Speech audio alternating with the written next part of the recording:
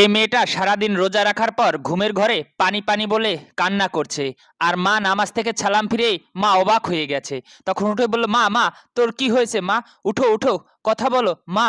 মা কোনোভাবে মেয়ে চোখ খুলছে না, একের পর এক ডেকে যাচ্ছে। মা তখন পানি নিয়ে আসলো, তখন দেখলো চোখ উল্টে গেছে।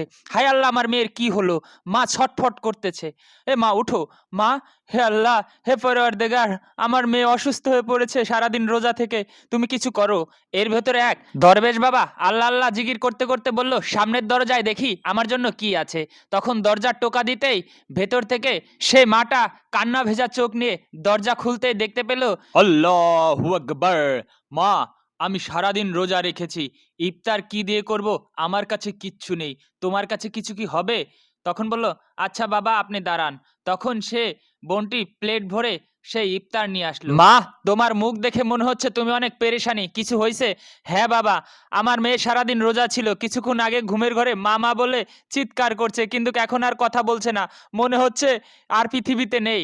মা তুমি চিন্তা করো না, উপরওয়ালা চাইলে মৃত ব্যক্তিকেও আল্লাহ জীবিত করে দিতে পারে।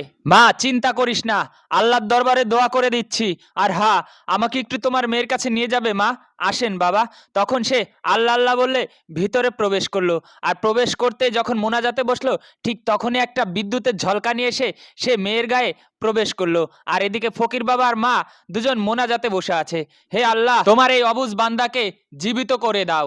সাথে সাথে মা দেখতে পেল তার মেয়ে চোখ খুলছে এবং সে ফকির বাবা উপরে মোনাজাত ধরে বসে আছে। মা মা এই নাও মা, তুমি পানি খাও। তখন সে ফকির বাবা হাসি দিয়ে ফরিয়াদ দিল এবং মা মেয়ের মুখে খেজুর দিয়ে সেও ফরিয়াদ দিল।